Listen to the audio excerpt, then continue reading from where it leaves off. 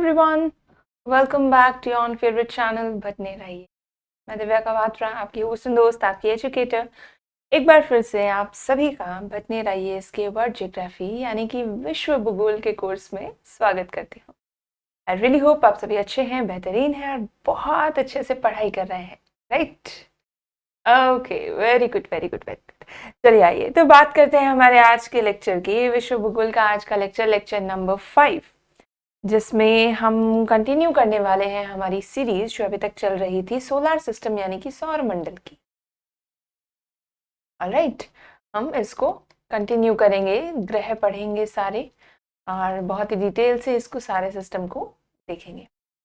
लेकिन आगे बढ़े उससे पहले हमारे नए साथियों के लिए एक छोटा सा इंट्रोडक्शन। मैं हूँ आपकी educator Divya Kavatra, as you can see here. और छोटी सी इंफॉर्मेशन मेरे बैकग्राउंड के बारे में। मैं मास्टर्स डिग्री होल्डर हूँ इन पॉलिटिकल साइंस इंटरनेशनल रिलेशंस और पिछले 5 साल से विभिन्न प्रकार के यूपीएससी और स्टेट पीसीएस जो इंस्टीट्यूट्स हैं उनके साथ अलाइंड हूँ फॉर 2 मेजर सब्जेक्ट्स। कौन कौन से major subjects? PSIR plus geography. Alright, geography हम लोग अभी पढ़ रहे हैं, PSIR भी हम बहुत जल्दी कवर करेंगे। I'm also an ex-faculty of Bhatia Ashram as well as an ex-faculty of Unacademy. Alright, चलिए तो ये तो छोटी सी इंफॉर्मेशन आपके अपने एजुकेटर के बारे में। और अब हम आते हैं वापस हमारे आज के लेक्चर की तरफ। ओके, चलिए तो विश्व भूगोल हम डिस्कस कर रहे थे, जिसमें हमने सबसे पहले टॉपिक उठाया फिजिकल जियोग्राफी यानी कि प्राकृतिक भूगोल, राइट? और प्राकृतिक भूगोल में हमने स्टार्ट किया यूनिवर्स से, ठीक है? और यूनिवर्स से चलते हुए मिल्की वे गैलेक्सी, फिर सौर मंडल तक हम लोग। सौर मंडल की बहुत सारी थियोरीज हमने पढ़ी, सूर्य के बारे में हमने देखा और सूर्य के बाद हम चल रहे हैं ग्रहों की तरफ। ग्रहों में भी हम 3 ग्रह पिछली क्लास में कवर कर चुके हैं, दैट इज मरकरी, वीनस और अर्थ। बुध, शुक्र और पृथ्वी, है ना? ये 3 जो ग्रह हैं ये हम कवर पिछली क्लास में कर चुके हैं। तो छोटी सी इंफॉर्मेशन आप सभी के लिए कि अगर आपने पिछले लेक्चर नंबर 1 to 4 नहीं देखे हैं अभी तक, तो कृपया बटनेर आईएएस के चैनल पर जाएं, ठीक है? बटनेर आईएएस के चैनल पर जाएं और चैनल पर आपको सारी वीडियोस सीरीज वाइज मिल जाएंगी। तो 1 to 4 सीरीज जो है हमारी वो पूरी कंप्लीट देखें एंड देन लेक्चर नंबर 5 पर आप आए ताकि आपको बेहतर समझ में आ सके। ऑलराइट, और यही सीरीज आपके लिए बटनेर आईएएस ऐप पर भी बहुत बेहतरीन तरीके से मौजूद है। तो अगर आप इजी एक्सेस चाहते हैं, टाइमली एक्सेस चाहते हैं, तो विद नोटिफिकेशंस आपको बटनेर आईएएस ऐप पर ही मिल जाएगी, जहां पर आपको नोट्स की पीडीएफ भी बकायदा प्रोवाइड की जाएगी, ठीक है? तो सिस्टमैटिक टाइमली क्लासेस देखने के लिए और नोट्स पीडीएफ फॉर्मेट में लेने के लिए आप बटनेर आईएएस ऐप डाउनलोड कर रजिस्टर कर वहां पर भी हमारी ये क्लास देख सकते हैं। ओके, चलिए तो आगे बढ़ते हैं और स्टार्ट करते हैं हमारा आज का टॉपिक। और इससे पहले हमने स्टार्ट किया था ग्रह के बारे में हम समझ रहे थे। पिछली क्लास में हमने इसको स्टार्ट किया था टॉपिक को, जिसको आज हम कंप्लीट करेंगे। प्लैनेट्स के बारे में हम बात कर रहे थे, राइट? एग्जैक्टली, जिसमें हमने सबसे पहला ग्रह देखा था। थोड़ा सा रिवाइज कर लेते हैं। सबसे पहला ग्रह जो हमने देखा था वो था बुध या फिर मरकरी, है ना? हमने देखा कि ये सूर्य से सबसे नजदीक है, इसलिए सबसे कम समय में सूर्य का चक्कर लगा लेता है ना? और उसके साथ साथ सबसे छोटा ग्रह भी है ये। क्या है? सबसे छोटा ग्रह है जिसके पास अपना कोई उपग्रह या सैटेलाइट नहीं है। इसकी खास विशेषता क्या थी? खास विशेषता थी इसकी चुंबकीय क्षेत्र का होना, मैग्नेटिक फील्ड का उपस्थित होना। ये इसकी खास विशेषता थी। चलिए, अब यहाँ पर दिन बहुत ज्यादा गर्म होते हैं और रातें बहुत ज्यादा बर्फीली होती हैं। हमने देखा था कि 600 डिग्री सेल्सियस का टेम्परेचर डिफरेंस दिन और रात में आ जाता है। जितना पृथ्वी पर मौसमीय परिवर्तन से भी नहीं आता, उतना टेम्परेचर डिफरेंस इनमें दिन और रात में भी आ जाता है। ये क्रिटिकल कंडीशंस मरकरी की, ठीक है? इसके साथ साथ सूर्योदय से ठीक पहले या सूर्यास्त के बाद आप इसको क्षितिज पर देख सकते हैं और इसकी परिक्रमा करके एक चक्कर पूरा करने में केवल 88 डेज का टाइम लगता है। कितना समय लगता है? केवल 88 डेज का टाइम लगता है। और बुध को रोमन गॉड ऑफ कॉमर्स भी कहा जाता है। ये हमने बुध के बारे में, मरकरी के बारे में पढ़ा। दिस वाज मरकरी, जो आप देख सकते हैं एकदम जलता हुआ, राइट। चलिए, नेक्स्ट ग्रह जो हमने पढ़ा था, नेक्स्ट था वीनस यानी कि शुक्र। अब वीनस क्या है? पृथ्वी का सबसे पास का तथा सबसे चमकीला और सबसे गर्म ग्रह है। ठीक है, पृथ्वी के सबसे नजदीक कौन सा ग्रह है? वीनस है। सबसे चमकीला है, ये आप देख सकते हैं इसको, इतना चमक रहा है, ये इतना ब्राइट लाइट दे रहा है। जैसे देखिए मरकरी है, डल लग रहा है थोड़ा, जबकि वीनस को आप देखें तो एकदम चमकता हुआ गरम गरम, हाँ, पनीर टिक्का जैसा लग रहा है ना, बिल्कुल। चलिए, तो इसे क्या है? सांझ का तारा या भोर का तारा भी कहा जाता है। ये हमने कल देखा, क्या कहा जाता है? सांझ का तारा। अन्य ग्रहों के विपरीत ये दक्षिणावर्त चक्रण करता है। कैसा चक्रण कर रहा है ये? दक्षिणावर्त चक्रण करता है, और इसे पृथ्वी का भागिनी ग्रह यानी कि ट्विन प्लैनेट भी कहा जाता है। ठीक है, भागिनी ग्रह इसको कहा जाता है। ठीक है, घनत्व, आकार या व्यास में लगभग पृथ्वी के बराबर होता है। ये डेंसिटी और जो आकार है, इसकी शेप है, इसकी व्यास है, ये सारी चीजें ऑलमोस्ट पृथ्वी के बराबर है। ठीक है, इसके पास भी अपना कोई उपग्रह है, ध्यान रखेंगे, इसके पास भी अपना कोई उपग्रह नहीं है। बात करते हैं पृथ्वी की, हमारे अपने ग्रह की, तो पृथ्वी आकार के हिसाब से 5वें स्थान पर है। ये हमने कल याद किया था, 5th पोजीशन पर है अर्थ जो, और पृथ्वी का अक्ष जो है उसके कक्षा तल पर लंब 23.5 डिग्री तक झुका हुआ है, जिसमें हमने कल बात की थी ग्लोब की, किस तरह से ग्लोब यूं हमेशा आपको टेढ़ा देखने को मिलता है ना। ऐसा टेढ़ा ग्लोब होता है जहां पर पृथ्वी आपको टेढ़ी दिखती है, अपने इस अक्ष से 23.5 डिग्री झुकी हुई दिखती है। और इसी तरह इक्वेटर से या अपने एलिप्टिकल ऑर्बिट से कितना झुकी है? 67.5 डिग्री। ठीक है, एंगल है, एक एक्सिस यहां पर है और एक एक्सिस यहां पर। ठीक है, तो ये एंगल और ये एंगल, तो एंगल हम देख रहे हैं। ये तो क्या है? अपनी एक्सिस ऑफ रोटेशन से झुकी हुई 23.5 डिग्री, और अपने जो एलिप्टिकल पाथ है, जो इसका ये चक्रण कर रही है, उससे कितना झुकी है? ये बाकी कितना बच गया? 67.5 डिग्री। ठीक है, चलिए, तो ये सौरमंडल का इकलौता ग्रह है जिस पर जीवन है।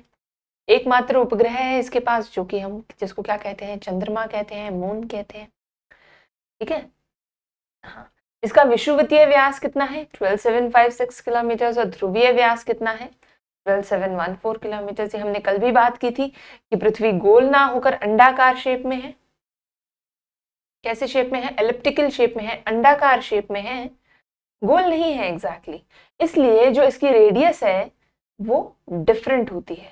अगर हम ऐसे देखें तो इसकी ये वाली रेडियस और ये वाली रेडियस, रेडियस ए और रेडियस बी अलग अलग आएंगी।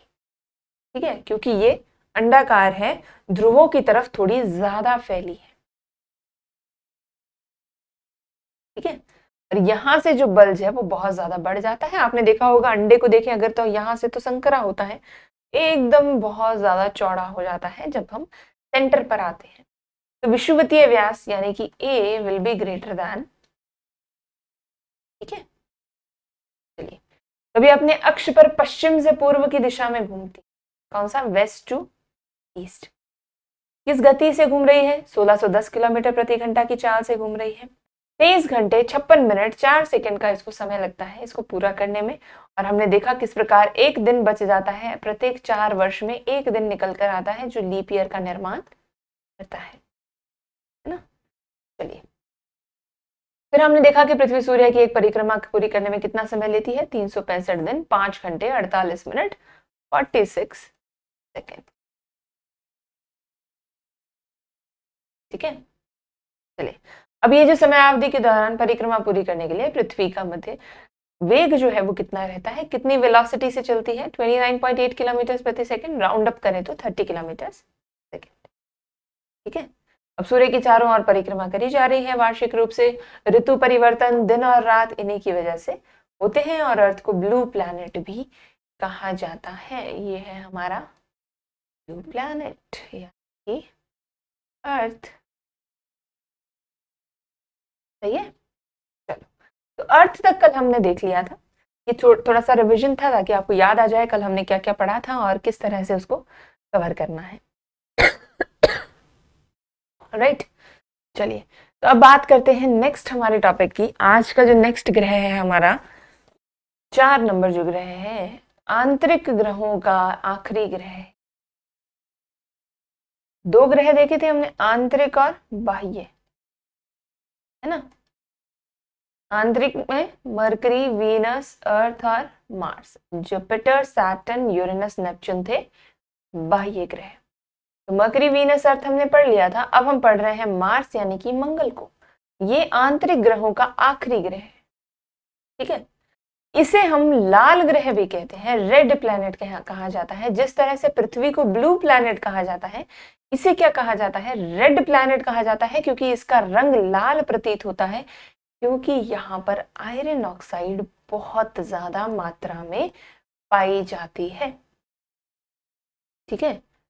फेरस ऑक्साइड जो है यहाँ पर, आयरन ऑक्साइड जो है यहाँ पर बहुत ज्यादा मात्रा में मिलती है, जिसकी वजह से इसका रंग जो है वो लाल प्रतीत होता है।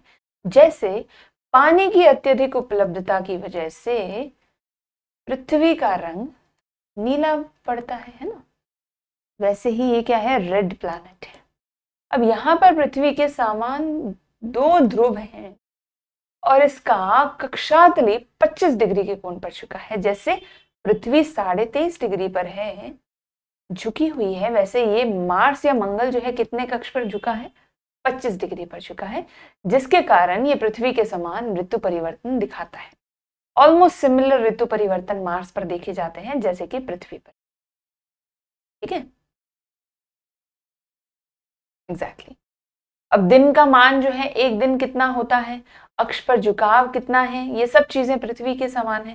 तो ये भी अपनी धुरी पर 24 घंटे में एक बार पूरा चक्कर लगाता है, ठीक है। बहुत सिमिलर है। 24 घंटे में ये क्या करता है, हमारा 23 घंटे 56 मिनट 4 सेकंड है, यहाँ पर पूरे पूरे 24 घंटे हैं, ठीक है। बस इतना सा डिफरेंस है, जो बचा हुआ टाइम है वो सारा यहाँ पूरा हो जाता है, ठीक है। तो ये अपनी धुरी पर क्या कर रहा है, 24 घंटे में एक बार पूरा चक्कर लगा रहा है। इसके पास अलग चीज क्या है, 2 उपग्रह हैं। हमारे पास कितने हैं, एक। पृथ्वी पर एक उपग्रह है मून, इसके पास 2 उपग्रह हैं। मंगल में कितने उपग्रह हैं, 2 उपग्रह हैं। क्या नाम है, फोबोस और डीमोस। ये कई बार पूछ लिया जाता है, आपको उपग्रह का नाम दे दिया जाएगा, ग्रह का नाम दे दिया जाएगा, मैच करना होगा, ठीक है। जो जो फेमस उपग्रह हैं उनके नाम दे दिए जाते हैं और आपको गेस करना होता है। तो ये याद रखेंगे, मार्स के, मंगल ग्रह के 2 उपग्रह कौन से हैं, फोबोस और डीमोस। 2 सैटेलाइट्स हैं, फोबोस और डीमोस, ठीक है। याद हो गए दोनों नाम, फोबोस और डीमोस। सूर्य की परिक्रमा करने में अपने अक्ष पर तो 24 घंटे में ठीक है, पृथ्वी के समान है। सूर्य की परिक्रमा करने में इसे 687 डेज लग जाते, ऑलमोस्ट डबल आ गया है ना। हमारा 365 डेज था, ये 687 आ गया, almost almost almost almost double आ गया, ठीक है। Not exactly double but almost double आ गया, सही है। हाँ, क्यों, क्योंकि कितनी भी सिमिलैरिटी हो, जो ऑर्बिट है वो तो पृथ्वी के बाहर का है ना, तो उसकी लेंथ तो ज्यादा होनी ही होनी है, सही है कि नहीं। भाई मैं आपसे कहूं कि एक बॉक्स के अंदर दूसरा बॉक्स रखना है आपको, ठीक है। एक बॉक्स के अंदर वो गिफ्ट्स आते हैं ना, डब्बे के अंदर डब्बा, डब्बे के अंदर डब्बा, डब्बे के अंदर डब्बा, अंदर निकला प्याज। बड़ी जबरदस्त वीडियो चली थी ऐसी, है ना। जब प्याज के रेट तेज हो गए थे, 100+ चले गए थे, तो ये वीडियो चलने लगी थी, डब्बे के अंदर डब्बा और रिंग की जगह भी प्याज मिलने लगे थे। तो ये डब्बे के अंदर अगर आपको डब्बा डालना है तो जाहिर सी बात है बाहर वाले डब्बे से अंदर वाला डब्बा छोटा होगा तभी जाएगा उसके अंदर, है ना। इस डब्बे को अगर आपको दूसरे डब्बे में डालना है तो बाहर वाला डब्बा आपको बड़ा चाहिएगा तभी तो उसके अंदर जाएगा। सिमिलरली जो अर्थ का ऑर्बिट है उसके बाहर एनसर्कल करता है कौन? मंगल। तो जाहिर सी बात है कि जो अर्थ का ऑर्बिट है, पृथ्वी का ऑर्बिट है, उससे ज्यादा बड़ा होगा किसका? मार्स का, है ना। और बड़ा होने के कारण इसको दिन भी ज्यादा लगते हैं, ऑलमोस्ट डबल 687 डे। मंगल को क्या कहा जाता है? रोमन गॉड ऑफ वॉर कहा जाता है, युद्ध का गॉड कहा जाता है, तो युद्ध का देवता बोला जाता है मंगल को।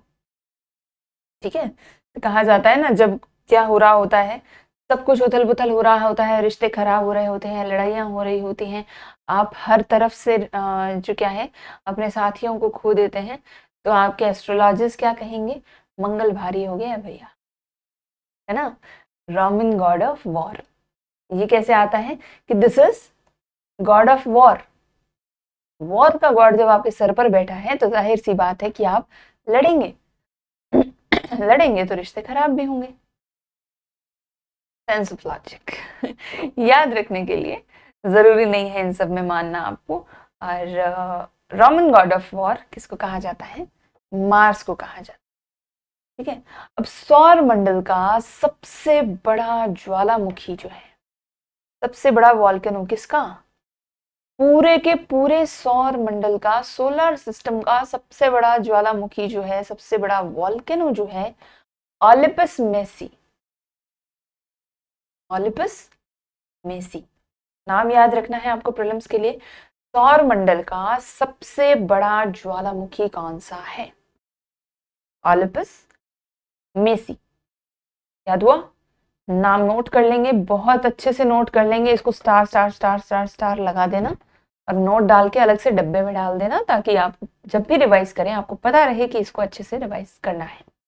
ठीक है, सोलर सिस्टम, सौर मंडल का सबसे बड़ा ज्वालामुखी, सबसे बड़ा वॉल्केनो ओलिपस मेसी।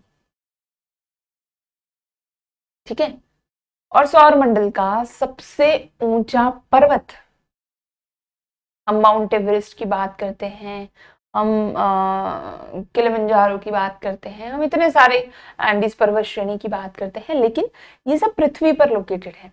अगर पूरे सौर मंडल की बात की जाए तो उसका सबसे ऊंचा पर्वत कौन सा है? निक्स ओलंपिया। क्या है? निक्स ओलंपिया, जो कि हमारा जो सबसे ऊंचा हमारा जो सबसे ऊंचा पर्वत है माउंट एवरेस्ट, उससे 3 गुना ऊंचा है। कितना? Thrice thrice the size of mount Everest. हम माउंट एवरेस्ट चढ़ना ही ये मानते हैं कि भाई एक कहावत के रूप में यूज होता है, काम ही तो करना है, कौन सा एवरेस्ट चढ़ना है तुमको, है ना, क्योंकि एवरेस्ट चढ़ना is like a benchmark of difficulty, है ना। और ये जो पर्वत है ये उससे भी 3 गुना ऊंचा है। कौन सा? Next Olympia. सबसे बड़ा ज्वालामुखी, सबसे ऊंचा पर्वत, ये दो चीजें मार्स पर लोकेटेड है। सबसे बड़ा ज्वालामुखी कौन सा है? Olympus Messi. सौरमंडल का सबसे ऊंचा पर्वत कौन सा है? Next Olympia. दोनों नाम आपको याद होने चाहिए, बहुत अच्छे से याद होने चाहिए, एनी टाइम याद रहने चाहिए। माउंट एवरेस्ट से 3 गुना ऊंचा। दिस इज मार्स, मंगल। ठीक है, ओम मंगलम मंगलम। कितना रेड है देखो, सही है ना इसको रेड प्लैनेट नाम देना, गलत तो नहीं है। बाकी से अगर कंपेयर कर कर आपको मैं दिखाऊं, दिस इज अर्थ, देखो ब्लू, ये येलोइश है, ये तो पूरा ही येलो है ना, ये थोड़ा रेडिश ऑरेंजिश है, अर्थ ब्लू है, और ये बिल्कुल रेड, एकदम रेड सॉइल जैसा प्रतीत हो रहा है ना। एग्जैक्टली, इसलिए इसको रेड प्लैनेट बोलना, हम येलो कलर से लिख रहे हैं रेड प्लैनेट। क्या बात है, आयरनी देखिए। ठीक है, तो रेड प्लैनेट बोलना इसको गलत नहीं होगा, सही है। चलिए, नेक्स्ट जो पॉइंट है हमारे पास मार्स के बारे में, ये क्या कहता है कि भारतीय अंतरिक्ष अनुसंधान संस्था जो है इसरो ने अपना मंगलयान 5 नवंबर 2013 को श्रीहरिकोटा आंध्र प्रदेश से ध्रुवीय अंतरिक्ष प्रक्षेपण यान PSLV C-25 से प्रक्षेपित किया। क्या किया? मंगलयान बहुत बहुत बहुत हाइप पर रहा था। भारत ने मंगलयान भेज दिया है, भारत ने मंगलयान भेज दिया है। मंगलयान का launch was one of the greatest achievements of ISRO, है ना, one of the greatest achievements, जिसको बहुत अच्छे से सेलिब्रेट किया गया because this was a huge task, बहुत बड़ा काम था ये कि मंगलयान तक आपने क्या किया है, अपने प्रक्षेपण यान के थ्रू लॉन्च कर दिया ना। कब किया था, डेट थोड़ा सा याद रख लेंगे हम, मेंस में काम आ सकती है। 5 नवंबर 2013 को श्रीहरिकोटा आंध्र प्रदेश से ध्रुवीय अंतरिक्ष प्रक्षेपण यान PSLV C-25 से प्रक्षेपित किया गया। कहां से? श्रीहरिकोटा से। व्हीकल कौन सा था? PSLV C-25। ठीक है, किसने किया? इसरो ने किया। मंगल। ओके, चलिए, ये बात हुई मंगल ग्रह की। किसकी? मंगल ग्रह की बात हुई। अब हम चलते हैं हमारे नेक्स्ट ग्रह पर, जो कि है जुपिटर। ठीक है, नेक्स्ट ग्रह कौन सा है हमारा? जुपिटर, बृहस्पति। अब जुपिटर में आप देख रहे होंगे कि एक चीज अलग है ना, ये बाकी सब ग्रह में ऐसा चक्कर नहीं था जो हमको बाहर की तरफ दिख रहा है, नहीं था ना। देखो दोबारा, कहाँ है? किसी में भी नहीं है। यहां पर कुछ अलग है ना, जुपिटर में कुछ अलग है। तो बात करेंगे इस पर कि ये क्या है, कैसे अलग है। तो बेसिक देखते हैं कि सौर मंडल का सबसे बड़ा ग्रह है ये, साइज वाइज सबसे बड़ा है, फर्स्ट पोजीशन पर है। ठीक है, और ये अपनी धुरी पर सबसे कम समय, यानी कि सिर्फ 10 घंटे के अंदर अंदर सूर्य का एक चक्कर लगा देता है। ठीक है, सॉरी, अपने अक्ष का एक चक्कर, वेरी सॉरी, अपने अक्ष का एक चक्कर लगा देता है अपनी धुरी पर। ठीक है, और सूर्य की परिक्रमा करने में इसको 12 वर्ष लगते हैं। ऑब्वियस सी बात है, जितना ज्यादा ऑर्बिट बढ़ता जाएगा उतना ज्यादा टाइम पीरियड बढ़ता जाएगा और कम नहीं होगा वो। लेकिन अपनी एक्सिस पे घूमना किसी भी प्लैनेट की अपनी स्पीड पर डिपेंड करता है, वो कम और ज्यादा हो सकता है। ये सबसे बड़ा ग्रह है सबसे बड़ा ग्रह है, और सबसे कम समय यानी कि 10 घंटे के अंदर अंदर अपने अक्ष पर एक चक्कर पूरा कर देता है, जिसमें पृथ्वी को 23 घंटे 56 मिनट 4 सेकंड लगते हैं, मार्स को 24 घंटे लगते हैं, जुपिटर को सिर्फ 10 घंटे। ठीक है, चलो, और सूर्य के अराउंड चक्कर लगाने में कितना समय लग रहा है? 12 वर्ष का समय। एक वर्ष में पृथ्वी चक्कर लगाती है, ठीक है, 687 डेज में मार्स चक्कर लगा रहा है, इसको लगते हैं 12 साल। सोचिएगा, एक सोचने की बात है। ठीक है, क्या कि पृथ्वी को लग रहे हैं 365, ऑलमोस्ट डबल हो जाता है मार्स में, क्योंकि ऑर्बिट बड़ा हो गया 687, तो इसका ऑलमोस्ट डबल हो जाना चाहिए था। इसके लिए, जुपिटर के लिए। भाई, अगर एक ऑर्बिट से दूसरे ऑर्बिट पे जाने में ऑलमोस्ट डबल हो रहा है, तो इधर भी ऑलमोस्ट डबल हो जाना चाहिए था, यहीं भी तो ऑर्बिट शिफ्ट हो रहा है। लेकिन ये बहुत ज्यादा गैप आ गया, 12 वर्ष बहुत ज्यादा गैप है। 2 वर्ष और 12 वर्ष, 10 वर्ष का, 10 सालों का गैप आ गया यार, बहुत बड़ा है ना। ये गैप क्यों आया, इतना ज्यादा गैप क्यों? मतलब थोड़ा बहुत अगर ट्वाइस की जगह थ्राइस भी हो जाता तो हमें समझ में आ जाता, लेकिन ये तो मतलब बहुत ज्यादा गैप हो गया। ऐसा क्यों हुआ? सोचो,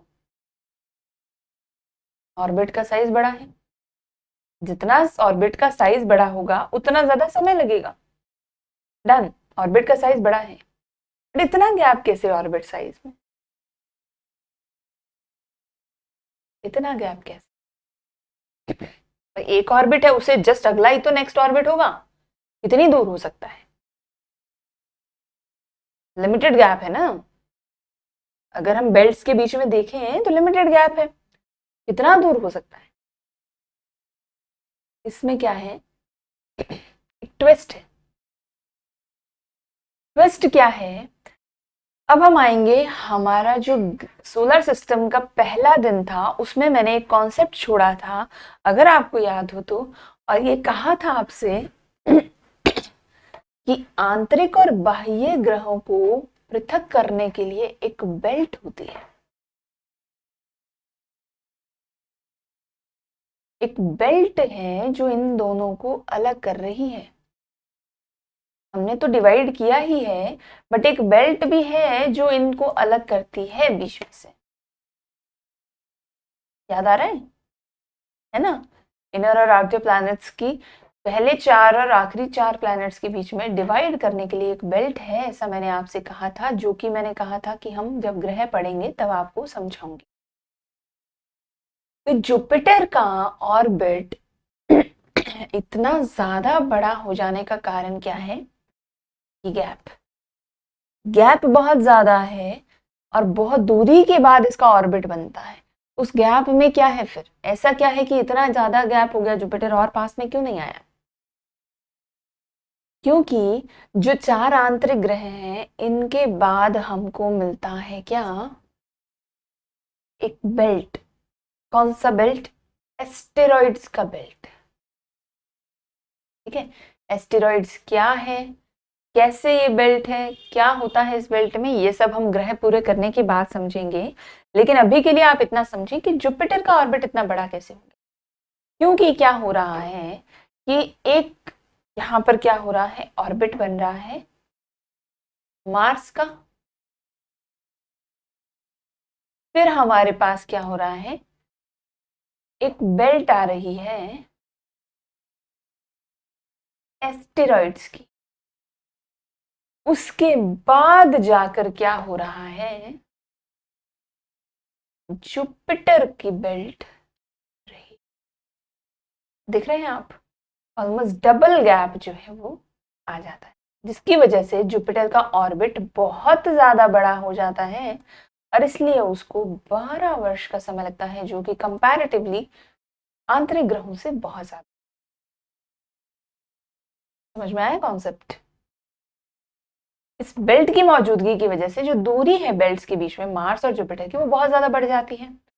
और ये बढ़ जाने की वजह से क्या हो रहा है कि जो समय लगता है जुपिटर को सूर्य का एक चक्कर लगाने में, वो बहुत ज्यादा हो जाता है। ठीक है, ओके है? 12 वर्ष का लॉजिक समझ में आया? इतना ज्यादा समय कैसे लग गया? ओके, तो नेक्स्ट पॉइंट पर आते हैं। नेक्स्ट पॉइंट हमसे क्या कह रहा है, सैटेलाइट के बारे में बात कर रहे हैं हम, उपग्रह के बारे में बात कर रहे हैं जुपिटर की। ठीक है, जुपिटर का उपग्रह है गैनीमेड।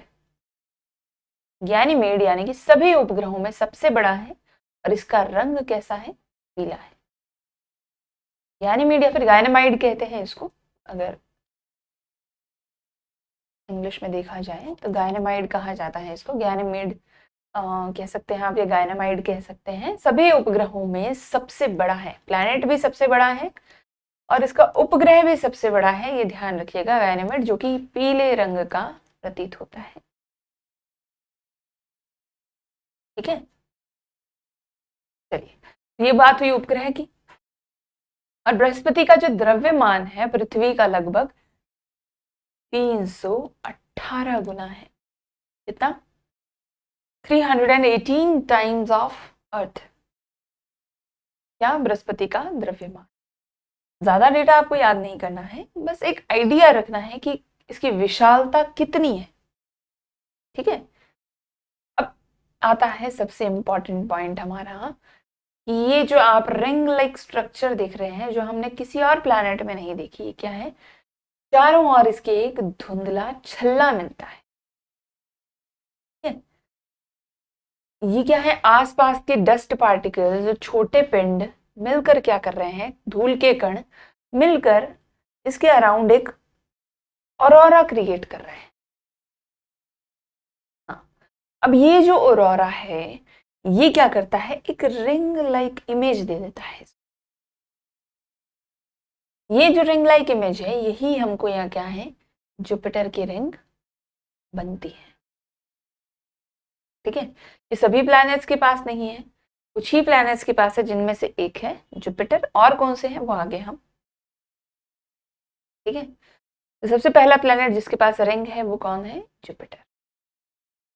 इसके टोटल उपग्रह कितने हैं, 75 प्राकृतिक उपग्रह के पास, ठीक है।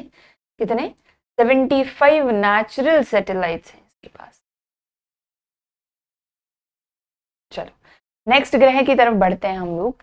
नेक्स्ट ग्रह की बात करते हैं, जो हमारा अगला प्लैनेट है वो है शनि, सैटर्न। ठीक है, नेक्स्ट जो प्लैनेट है हमारा कौन सा है, शनि, सैटर्न। सैटर्न जो है आकार के रूप में दूसरा सबसे बड़ा ग्रह है आफ्टर जुपिटर। पहला कौन सा था, जुपिटर, बृहस्पति, ठीक है, और दूसरा कौन सा है, सैटर्न यानी कि शनि। ठीक है, अब इसकी विशेषता क्या है, इसका खास कोई फीचर क्या है, इसके तल के चारों ओर वलय का होना है, यानी कि मोटी प्रकाश वाली एक कुंडली है जो इसके चारों ओर चलती है। ठीक है, वलय की संख्या कितनी है, 7। आकाश में पीले तारे के जैसे दिखाई देती है हमको। चल, अभी इसकी शेप के अकॉर्डिंग देखा जाए तो ये बुध के बराबर ही है, आकार जो है इसका बुध के बराबर का ही है, और टाइटन क्या है इसका, सैटेलाइट है। ठीक है, टाइटन क्या है इसका, सैटेलाइट है। खोज किसने की थी इसकी, डेनमार्क के खगोल शास्त्री थे क्रिश्चियन हाइजोन। कौन, क्रिश्चियन हाइजोन। कहाँ के, डेनमार्क के खगोल शास्त्री थे, एस्ट्रोलॉजर थे, जिन्होंने 1665 में इसकी खोज की। ठीक है, अब सबसे खास बात देखिएगा कि ये एकमात्र ग्रह है ऐसा जिसका पृथ्वी जैसा स्वयं का सघन वायुमंडल है। किसकी बात कर रहे हैं हम, टाइटन की बात कर रहे हैं, सैटर्न की नहीं, उपग्रह की बात कर रहे हैं। टाइटन की खोज किसने की थी, क्रिश्चियन हाइजोन ने की थी।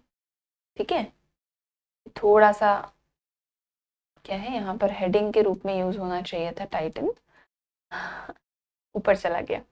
तो खोज किसने की, क्रिश्चियन हाइजोन ने 1665 में की, और ये एकमात्र ऐसा उपग्रह है जिसके पास, जैसे अर्थ पर आप देखते हैं कि अर्थ का एक एनवलप है एनवायरमेंट का, है ना, जहां पर बहुत सारी गैसेस हैं, बहुत सारे कंपोनेंट्स हैं, डस्ट पार्टिकल्स हैं, ये सारी चीजें अर्थ को एक परत के रूप में घेरे हुए हैं, है ना, ब्लैंकेट बना हुआ है एनवायरमेंट का, वायुमंडल का। इसी प्रकार का एक वायुमंडल, सघन वायुमंडल, एकदम गहरा, ऐसा नहीं है कि हल्का फुल्का, पृथ्वी जैसा एकदम टॉप क्लास वायुमंडल जो है वो इस उपग्रह पर एकमात्र उपग्रह ऐसा है जहां पर ये अभी तक देखा गया है। कौन सा, टाइटन। किसका उपग्रह है ये, सैटर्न का, शनि का उपग्रह। ठीक है, क्या क्या फैक्ट्स देखे हमने, इसके तल के चारों ओर एक वलय मिलता है हमको। वलय की संख्या कितनी है, कुंडलियां हैं, ऐसे कुंडली होती है ना, वो जन्म कुंडली वाली कुंडली नहीं, इस प्रकार की कुंडलियां जब होती हैं ऐसी वलय मिलती है हमको, और ये वलयों की संख्या कितनी है, 7 है। ऐसी 7 स्ट्रक्चर्स मिली हुई हैं आपस में जो पीले रंग की प्रतीत होती हैं। आकार के हिसाब से जुपिटर के बिल्कुल बराबर है ये। टाइटन इसका उपग्रह है जिसकी खोज क्रिश्चियन हाइजोन ने 1665 में की थी। ठीक है, नेक्स्ट पॉइंट पर आते हैं। इसके 82 मून है। आपने देखा होगा जैसे जैसे दूरी बढ़ रही है ना, मून की संख्या बढ़ती जा रही है, प्राकृतिक सैटेलाइट की संख्या बढ़ती जा रही है। क्यों, सोचिए इसका क्या रीजन हो सकता है। थोड़ा सा सोचिए, तब तक मैं आगे का बताती हूँ और फिर आपको इसका रीजन दूंगी। आप थोड़ा सा अपने दिमाग पर जोर डालिए। इसके पास 82 मून है या प्राकृतिक उपग्रह है। शनि का सबसे बड़ा जो उपग्रह टाइटन है, जो सौर मंडल का दूसरा सबसे बड़ा उपग्रह है। पहला कौन सा था? गायनेमाइट था, जुपिटर का, जो सबसे बड़ा था। सौर मंडल का सबसे बड़ा उपग्रह था। जुपिटर का तो था ही, सौर मंडल का भी सबसे बड़ा उपग्रह था। सौर मंडल का दूसरा सबसे बड़ा ग्रह कौन सा है? सैटर्न। और दूसरा सबसे बड़ा उपग्रह कौन सा है? उसी का उपग्रह टाइटन। ठीक है, याद रखें, सबसे बड़ा ग्रह जुपिटर, सबसे बड़ा उपग्रह जुपिटर का उपग्रह गायनेमाइट, दूसरा सबसे बड़ा ग्रह सैटर्न, दूसरा सबसे बड़ा उपग्रह सैटर्न का उपग्रह टाइटन। ठीक है, बहुत इजी हो गया है याद करना, सिस्टमैटिक हो गया है। ठीक है, ये हमारा सैटर्न है जो मस्त घूम रहा है एकदम। इसके अराउंड भी आपको रिंग लाइक स्ट्रक्चर दिख रही है, यही इसका वलय है जो कि 7 परतों में बना है। ठीक है, 7 वलय जो है हमने देखे। यहाँ पर आप देखेंगे कि आपको ये जो रिंग्स है इसमें डिविजन्स दिख रहे हैं, राइट। अगर आप ध्यान से इसको देखें तो कलर वेरिएशंस है, राइट। ये जो आज की रिंग है इसमें आपको अंदर से लेकर बाहर तक कलर वेरिएशन दिख रहा है। पीला पीला दिख रहा है, पहली बात तो हमने बात की थी, पीला पीला प्रतीत होता है। और दूसरी चीज आप देखें कि आपको सेगमेंट्स दिख रहे हैं, डिवाइडेड लाइंस दिख रही हैं। ये कितनी है डिवाइडेड लाइंस? 7 है। 7 वलय मिलकर क्या है? ये रिंग का निर्माण करते हैं सैटर्न के द्वारा। समझ में आया अब ये वलय का कॉन्सेप्ट? 7 वलय हैं, पीले तारे के समान दिखाई देते हैं आकाश में। डन। मून कितने हैं? 82। सबसे बड़ा कौन सा है? टाइटन, जो सौर मंडल का दूसरा सबसे बड़ा उपग्रह है। ठीक है, ये हुआ हमारा सैटर्न। क्लियर हुआ सभी को? पक्का? ओके, 2 प्लैनेट्स अभी तक हमारे पास ऐसे आ गए हैं रिंग वाले। कौन कौन से? जुपिटर और सैटर्न, यानी कि बृहस्पति और जिनके अराउंड हमें छल्ले की वाली आकृति जो है वो मिल रही है। कैसे बन रही है, किससे बन रही है, वो एक अलग मैटर है, लेकिन छल्ला मौजूद है इन पर, ये हमको ध्यान रखना है। अगर आप 6 क्लास के एनसीईआरटी भी खोलते हैं तो लेफ्ट साइड पर आपको एक साइड में बॉक्स मिलेगा, उस बॉक्स में आपको ये दे रखा है लिस्ट कि भाई ये ग्रह हैं जिनके अराउंड हमको रिंग लाइक स्ट्रक्चर मिलता है। चलिए, तो नेक्स्ट ग्रह की बात करते हैं हम लोग, आते हैं यूरेनस पर। किस पर? यूरेनस यानी कि अरुण पर। आकार की बात करें तो आकार में तीसरा सबसे बड़ा ग्रह है, ये 3rd पोजीशन पर आता है। पहले जुपिटर यानी कि बृहस्पति, फिर सैटर्न यानी कि शनि, और फिर यूरेनस यानी कि अरुण। ठीक है, तापमान जो है इसका -215 डिग्री सेल्सियस है। माइनस याद रखिएगा, भूल मत जाइएगा माइनस को, वरना सारा खेल बिगड़ जाएगा। -215 डिग्री सेल्सियस है, यानी कि बहुत ठंडा ग्रह है। सूर्य से दूरी बढ़ती जा रही है। भैया आप सोचिएगा, एक छोटा सा लॉजिक लगाइएगा। पृथ्वी पर दोनों मौसम होते हैं, एक तरफ गर्मी है, आधे गोलार्ध में अगर गर्मी है तो आधे गोलार्ध में सर्दी होती है। क्यों? क्योंकि जो गोलार्ध सूर्य की तरफ फेस किए हुए है वहां पर तो सूर्य की हीट मिल रही है इसलिए गर्मी है, दूसरी तरफ सूर्य की हीट नहीं आ रही है इसलिए सर्दी है।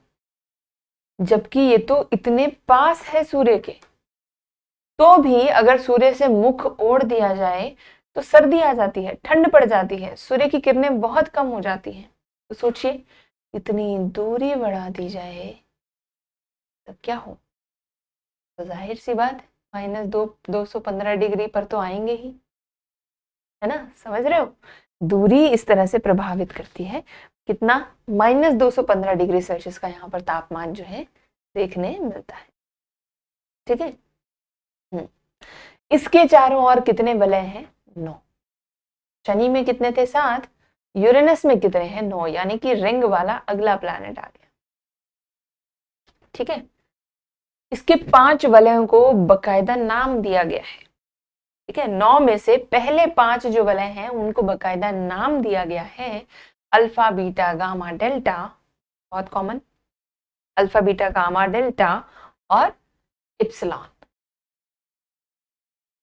ठीक है, 5 वलयों को 9 है, 9 में से 5 को नाम दिया गया है, और क्या नाम दिया गया है? ठीक है, अल्फा बीटा गामा डेल्टा और एप्सिलॉन। और ये क्या करता है? अपने अक्ष पर पूर्व से पश्चिम की ओर जाता है। ठीक है, ईस्ट टू वेस्ट जा रहा है। हमने देखा था 2 ग्रह थे, वीनस और अरुण, जो क्या कर रहे थे? ये पाथ फॉलो कर रहे थे, ईस्ट टू वेस्ट जा रहे हैं।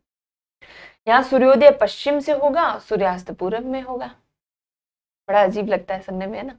पर जाहिर सी बात है, अगर ये पूर्व से पश्चिम की ओर जा रहे हैं, पश्चिम में ही सूर्योदय होगा और सूर्यास्त पूर्व में होगा। हमारे यहाँ पर क्या होता है? हम जाते हैं वेस्ट टू ईस्ट, इसलिए हमारे यहाँ पर सूर्य पूर्व में उगता है, पश्चिम में ढलता है, उल्टा होता है ना? एग्जैक्टली। तो यहाँ पर क्या होगा?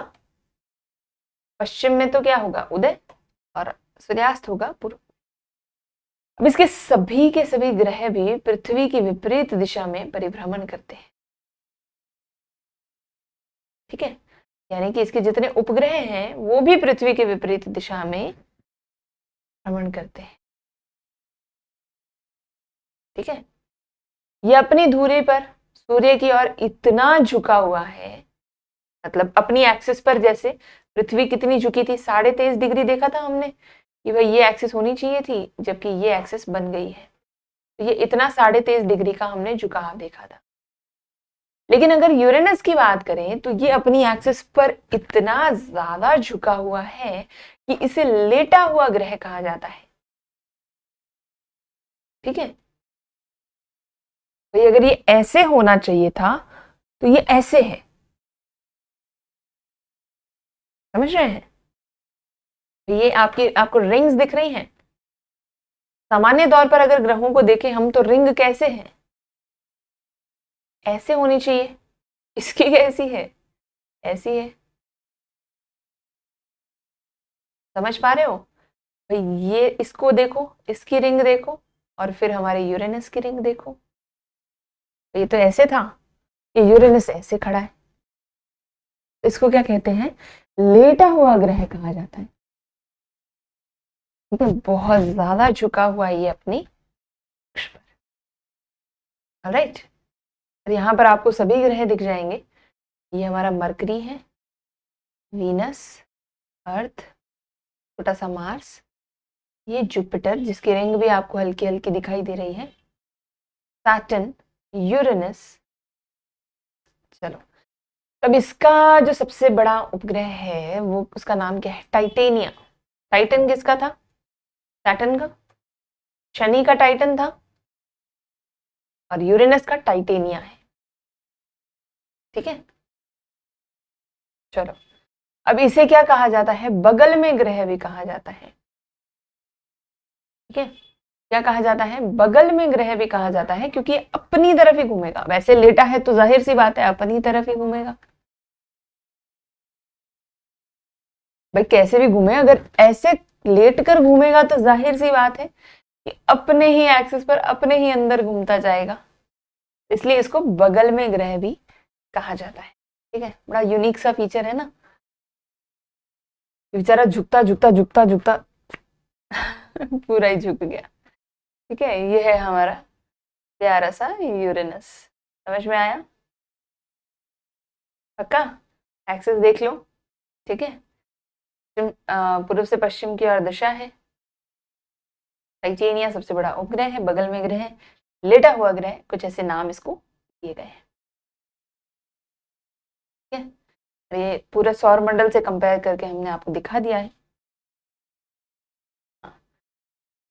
चलिए, इसमें 9 जो है क्या है?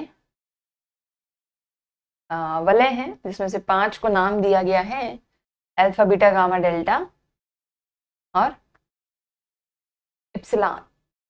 चलो, नेक्स्ट ग्रह पर आते हैं, वरुण। वरुण यानी कि नेपच्यून। ये क्या है? लास्ट ग्रह है हमारा अभी देखा जाए तो। अदरवाइज लास्ट ग्रह कौन सा था? प्लूटो था। लेकिन प्लूटो बेचारा क्या है? ग्रहों की श्रृंखला से बाहर हो गया और बोना ग्रह बन गया, ड्वार्फ प्लैनेट बन गया। ठीक है, इसकी कहानी भी देखेंगे, बोना ग्रह समझेंगे, फिर इसकी कहानी देखेंगे। अभी के लिए बात करते हैं वरुण, नेपच्यून। खोज जो है जर्मन खगोल शास्त्री जहान गाले ने की थी। ठीक है, किसने की? जोहान गाले ने। जोहान होता है ये, जहान नहीं, जोहान गाले जर्मन खगोल शास्त्री थे, उन्होंने की थी। और नई खगोलीय व्यवस्था में यह सूर्य से सबसे दूर स्थित। नई खगोलीय व्यवस्था क्यों? क्योंकि पुरानी खगोलीय व्यवस्था के अनुसार तो सबसे दूर प्लूटो था, लेकिन प्लूटो अब बाहर हो गया, 2006 में इसको बाहर कर दिया गया था। इसलिए अब नई जो व्यवस्था है उसमें सबसे दूर कौन है? वरुण। सबसे ठंडा है, जाहिर सी बात है। सूर्य से दूरी पर अगर हम यूरेनस की बात कर रहे हैं, -215 डिग्री सेल्सियस अगर तापमान आ रहा है, तो इसके लिए तो और ज्यादा ठंडा हो जाएगा, ये और ज्यादा दूर है सूर्य से। ठीक है, इसके चारों ओर अति शीतल मीथेन के बादल छाए हुए। चारों ओर इसके क्या दिखता है? मीथेन के बादल दिखते हैं, बहुत ज्यादा ठंडे। और मीथेन गैस ठंडक पहुंचाती है ना, मीथेन के कारण और ज्यादा ठंडक हो जाती है। इसके पास 14 उपग्रह हैं। प्रमुख उपग्रह इसका है ट्रिटॉन, सबसे इंपॉर्टेंट है ट्रिटॉन। बाकी कितने हैं? 14 उपग्रह हैं। ठीक है, सबसे ठंडा है। अब क्या होता है, कम से कम 5 मुख्य रिंग मौजूद है, कम से कम, और बहुत सारी हैं, लेकिन कम से कम कितनी? 5 मुख्य रिंग यहाँ पर मौजूद है। ठीक है, एग्जैक्टली। अब यहाँ पर जो अंतरिक्ष यान भेजा गया है, अभी तक एक ही संभव हुआ है, जो कि कौन सा है? वाइजर 2। एकमात्र अंतरिक्ष यान है जो यहाँ पर मौजूद है, वाइजर 2। ठीक है, और ये क्या है? एक आइस जॉइंट है, ठंडा है एकदम, बिल्कुल कहीं कोई हीट का नाम नहीं है, एकदम ठंडा है, आइस जॉइंट है। और वाइजर 2 यहाँ का एकमात्र अंतरिक्ष यान है। ठीक है, ये बात हुई हमारे नेपच्यून। अरुण और वरुण दोनों जो है कंप्लीट। ठीक है, चलिए, तो ये थे हमारे ग्रह। ग्रह हमने सारे कंप्लीट कर दिए हैं, मरकरी से लेकर नेपच्यून तक। ठीक है, बुध से लेकर वरुण तक सारे ग्रह हमने कंप्लीट कर दिए हैं। और यहाँ पर अगर आप देखें, आपने देखा ट्रिटॉन है ना, ये देखिएगा कि यहाँ पर एक स्पेशल फीचर है, जो ये रोटेशनल पाथ, सैटेलाइट का रोटेशनल पाथ है, वो ऐसे जिगजैग में चलता है। एम्पलीट्यूड देख रहे हैं आप, कुछ इस तरह की मूवमेंट ले रहा है।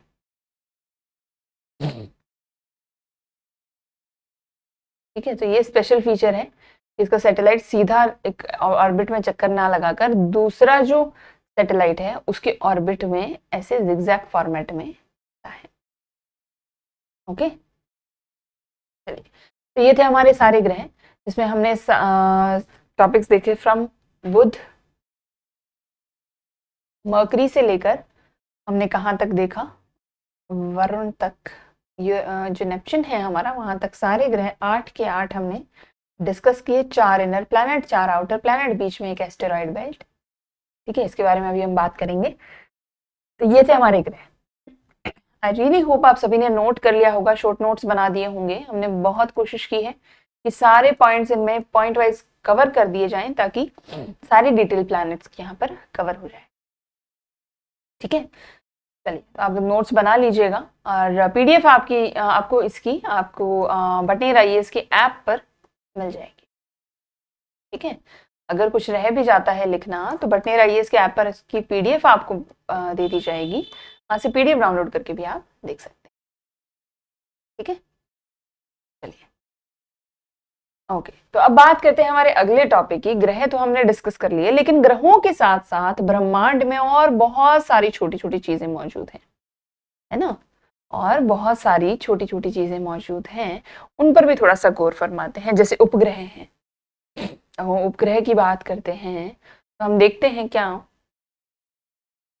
कि भाई हर प्लैनेट के पास कुछ उपग्रह हैं, ऑलमोस्ट हर प्लैनेट के पास कुछ उपग्रह हैं। तो उपग्रह क्या है ना, वैसे ही हम एस्टेरॉइड की बात कर रहे हैं, तो एस्टेरॉइड क्या है? कुछ धूमकेतु होते हैं, कुछ उल्कापिंड होते हैं। इस तरह से हमने बातें की थी, कुछ छोटी छोटी टर्म्स की and the starting of this session, है ना। तो अब उनको समझते हैं कि वो टर्म्स क्या हैं, क्या उनका मतलब है, क्या उनका अस्तित्व है। ठीक है, चलिए। तो कुछ क्या थे, लघु सौर मंडलीय पिंड थे। हमने देखा था ग्रह, उपग्रह और लघु सौर मंडलीय पिंड, ये तीन एलिमेंट देखे थे। ठीक है, तो ग्रह पर हमने बात कर ली, उपग्रह को हल्का सा देखा है, पर उपग्रह के रूप में हम मून को स्टडी करेंगे पूरा पूरा डिटेल से। ठीक है, और पर आप उपग्रह समझ गए हैं, है ना, ऑलमोस्ट आपको आइडिया लग गया है कि उपग्रह क्या है। और इसी तरह हम तीसरा जो टॉपिक है हमारा लघु सौर मंडलीय पिंड, उसका आइडिया लेंगे। ठीक है, तो लघु सौर मंडलीय पिंड जो छोटे छोटे पिंड हैं, ये क्या हैं, तीन तरह के हैं, एस्टेरॉइड्स यानी कि क्षुद्र ग्रह, धूमकेतु और उल्का पिंड। ठीक है, एक फ्लो चार्ट डाल के नाम लिख दीजिएगा, 1 2 3। लघु सौर मंडलीय पिंड कितने प्रकार के हैं, 3 प्रकार के हैं। कौन कौन से, क्षुद्र ग्रह, ठीक है, उल्का पिंड यानी कि जो ये मीटियोर्स है, ठीक है, और धूमकेतु, कॉमेट, मीटियोर और एस्टेरॉइड्स। ठीक है, ये फ्लो चार्ट बना दीजिए और फिर हेडिंग डाल दीजिए नंबर 1 टॉपिक क्षुद्र ग्रह, एस्टेरॉइड्स। चलिए, तो एस्टेरॉइड पर बात करते हैं, समझते हैं एस्टेरॉइड क्या है। जैसे कि आप इस इमेज में भी देख पा रहे हैं, ये जो सूर्य है उसके अराउंड छोटे छोटे छोटे छोटे कण भी हैं जो चक्कर लगा रहे हैं, है ना। तो मंगल और बृहस्पति जो है, मैंने आपसे क्या कहा था, इनर 4 प्लैनेट और आउटर 4 प्लैनेट को अलग करने वाला। तो जाहिर सी बात है, जो आंतरिक ग्रह है उसका आखिरी ग्रह और बाह्य ग्रहों का पहला ग्रह जो है, उसके बीच में ये मिलेंगे। मंगल और बृहस्पति ग्रह की कक्षाओं के बीच में कुछ छोटे छोटे आकाशीय पिंड हैं, वो भी क्या कर रहे हैं, इन ग्रहों के साथ सूर्य का चक्कर लगा रहे हैं, परिक्रमा कर रहे हैं। इन्हें ही क्या कहा जाता है, क्षुद्र ग्रह कहा जाता है, यानी कि बिल्कुल छोटे छोटे ग्रह हैं। ये भी एक प्रकार के ग्रह हैं, लेकिन ये इतने बड़े नहीं हैं कि ये प्लैनेट कहीं जाएं, इसलिए इनको छोटे ग्रह, क्षुद्र ग्रहों का नाम दिया गया है। क्योंकि सूर्य का चक्कर लगाने वाला कुछ भी एलिमेंट है, पिंड है, तो वो तो क्या है, ग्रह है अपने आप में।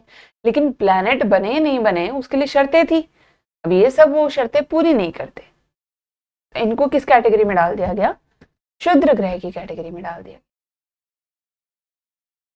ठीक है, ये कैसे बने, कि जैसे नेबुला विस्फोट हुआ था और गैलेक्सीज बनी थी, जैसे सूर्य की एनर्जी से प्लैनेट्स बने हुए हैं, वैसे ही प्लैनेट्स के अंदर भी विस्फोट होते रहे, छोटे छोटे हीट की वजह से टूटते रहे, बिखरते रहे, आपस में टकराते रहे। पूरा फॉर्मेट आने से पहले सब कुछ बिखरा हुआ था। ठीक है, तो प्लैनेट्स में भी विस्फोट हो रहा था, प्लैनेट्स भी आपस में टकरा रहे थे, दूसरे एलिमेंट्स के साथ टकरा रहे थे और छोटे छोटे टुकड़ों में बंट रहे थे। तो ये जो टुकड़े हैं, यही क्या थे, वहां पर प्लैनेट्स के साथ घूमने लग गए और इन्हीं टुकड़ों को क्या कहा गया, क्षुद्र ग्रह कहा गया। ठीक है, ये एस्टेरॉइड्स हैं जो मेजरली मोटे रूप से कहां पर पाए जाते हैं, क्योंकि बहुत छोटे हैं। तो मार्स तक के तो जो एस्टेरॉइड्स है जनरली क्या होता है, सूर्य के तेज की वजह से जल जाते हैं। बहुत हार्डली कोई होते हैं जो वहां से क्रॉस करते हैं और पृथ्वी तक भी आ पाते हैं। ठीक है, और पृथ्वी तक भी नहीं पहुंच पाते हैं, वो जल जाते हैं। इसलिए मार्स के बाद ही ऑलमोस्ट ये बेल्ट जो है वो पाई जाती है। सबके सब क्या है, सोलर विंड्स की वजह से बाहर धकेल दिए गए और मार्स के बाद क्या है, वहां पर इकट्ठे होकर ये लोग क्या है, एक बेल्ट बनाकर चक्कर लगा रहे हैं, जिसको हम क्या कहते हैं, क्षुद्र ग्रह पेटी या फिर एस्टेरॉइड। ठीक है, ये क्या है, हमारी क्षुद्र ग्रह पेटी है या फिर एस्टेरॉइड बेल्ट है, जो कि इकट्ठे होकर एक रिंग लाइक स्ट्रक्चर बनाकर ऑर्बिट बना रहे हैं। जो हमने देखा, जिसकी वजह से उनकी एक अपनी बेल्ट है, उसकी वजह से जुपिटर की बेल्ट और पीछे चली जाती है और जो साइज है वो ऑर्बिट का बहुत बड़ा हो जाता है ना। एग्जैक्टली, ये क्या है, हमारे क्षुद्र ग्रह एस्टेरॉइड। टॉपिक समझ में आया आपको? एस्टेरॉइड क्या है, क्षुद्र ग्रह क्या है? टर्म अगर कहीं आती है दोबारा तो आप समझ पाएंगे अच्छे से। ऑलराइट, तो नेक्स्ट जो बात है वो ये है कि शुद्ध ग्रह जब पृथ्वी से टकराता है, अगर बाय चांस कोई शुद्र ग्रह मैनेज कर जाता है जले बिना पृथ्वी तक पहुंचने में, तो टकरा कर क्या है, एक विशाल गर्त बना देता है, खड्डा बना देता है एक बहुत बड़ा, जिसमें पानी भर कर क्या होता है, झीलों का, समुद्र का, ओशंस का निर्माण। जैसे कि महाराष्ट्र की जो लोनार झील है, महाराष्ट्र की लोनार झील का जो उद्गम है वो कैसे हुआ था, एक एस्टेरॉइड के टकरा जाने की वजह से। जब वो पृथ्वी से टकराया उसने वहां पर एक गर्त क्रिएट कर दिया, ठीक है, ऐसा एक खड्डा क्रिएट कर दिया और यहाँ पर बारिश का पानी भर गया और ये झील का निर्माण किया। कौन सी झील? लोनार झील महाराष्ट्र की इसका एक एग्जाम्पल है। ठीक है, ऑलराइट। क्योंकि ये कहा जाता है कि जो हमारे महासागर है, महासागरों की अगर हम बात करें तो महासागरों का निर्माण भी कुछ इसी तरह से हुआ। जब पृथ्वी अपने निर्माण के फेज में थी तब क्या हो रहा था, बहुत सारे जो उल्का पिंड थे या फिर एस्टेरॉइड्स थे, ये सारी चीजें आकर पृथ्वी से टकरा रही थी। जब जब टकराती तब तब खड्डा कर देती, है ना। तो बहुत बड़ा जब मीटियोर टकराया तो प्रशांत महासागर बना। जब एस्टेरॉइड बहुत बड़ा था जो टकराया पृथ्वी से, तो बहुत बड़ा गर्त बना जिसमें प्रशांत महासागर सबसे बड़ा जो है का क्रिएशन हुआ। ठीक है, तो इसी तरह से क्या है कि ये जो एस्टेरॉइड्स है वो रोल प्ले करते रहते हैं। समझ में आया सभी को? क्षुद्र ग्रह क्या है, एस्टेरॉइड क्या है, कैसे ये चल रहे हैं और क्या पृथ्वी पर इसका प्रभाव पड़ता है। ठीक है, चलिए, तो नेक्स्ट टॉपिक है हमारे पास धूमकेतु। नेक्स्ट टॉपिक क्या है? धूमकेतु यानी कि कॉमेट। अब सौर मंडल के छोर पे क्या हमने देखा है कि अरबों खरबों पिंड हैं जो कि तारों की तरह चमकते रहते हैं, है ना। धूमकेतु या पुच्छतल तारे जिनको कहा जाता है, गैस और धूल के कंपाउंड है और कुछ नहीं है, गैसेस और धूल का कंपाउंड है और आकाश में बहुत लंबी एक चमकदार पूंछ की तरह ये निकल जाता है, जैसे आप ये इमेज में देख रहे हैं। ये आपने कॉमेट्स देखे भी होंगे, हेलीज कॉमेट आया था, है ना। बहुत एक्साइटमेंट रहती है कॉमेट को देखने के लिए, आपने बहुत बार इसको न्यूज में भी सुना होगा। कई बार तारा टूटता है, विश मांगते हैं जिसको देखकर, तो बहुत सारे जो टीवी सीरियल्स हैं सो कॉल्ड, है ना, सास बहू के, देवरानी जेठानी के, कुछ नागिनों के भी सीरियल बन जाते हैं, भगवान जाने क्या क्या होता है। लेकिन उसमें एक चीज कॉमन रहती है कि हर एक कपल के लिए एक बार तारा जरूर टूटेगा, है ना, और वो विश मांगेंगे एक दूसरे के साथ रहने की, एक दूसरे की खुशी की। तो ये जो तारा टूटने की प्रोसीजर हम कहते हैं, यही क्या है, कॉमेट है।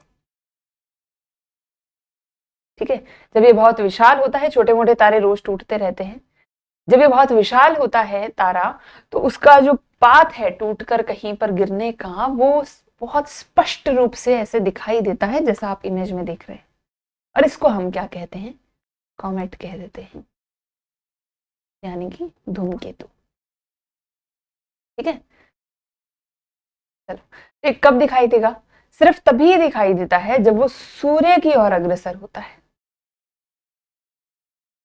ठीक है, अगर ये सूर्य से दूर है तो हमको नहीं दिखाई देगा, क्योंकि इसकी अपनी लाइट थोड़ी ना होती है टूटने के बाद।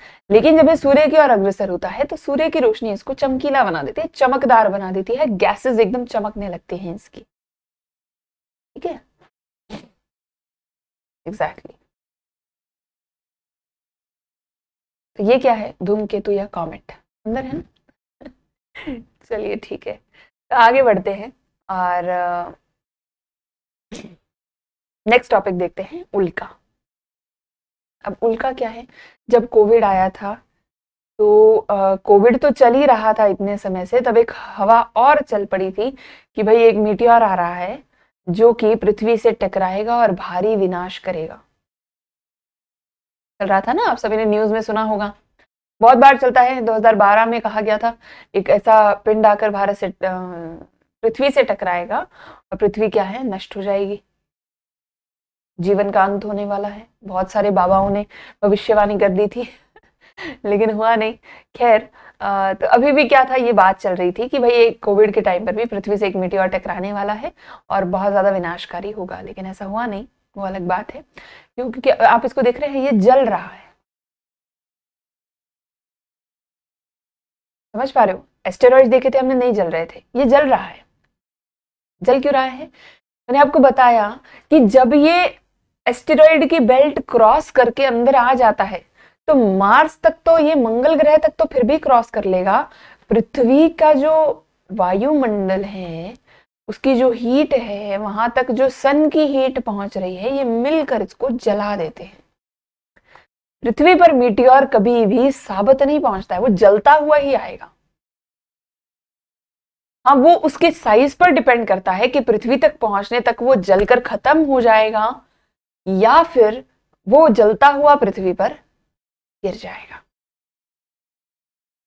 ठीक है, तो उल्का जो है प्रकाश का एक चमकीली धारी के रूप में दिखाई देगा, एकदम ऐसे चमकीली एक पैटर्न जो है वो चल रहा है। ठीक है, लेकिन ये थोड़ी देर के लिए होता है और फिर लुप्त हो जाता है, क्योंकि इतना भारी जल रहा है, बेचारा खत्म हो जाता है वहीं पर, है ना। तो उल्काएं जो है क्षुद्र ग्रह के टुकड़ों और धूमकेतुओं द्वारा पीछे छोड़े गए धूल के कण होते हैं। क्या होता है ये?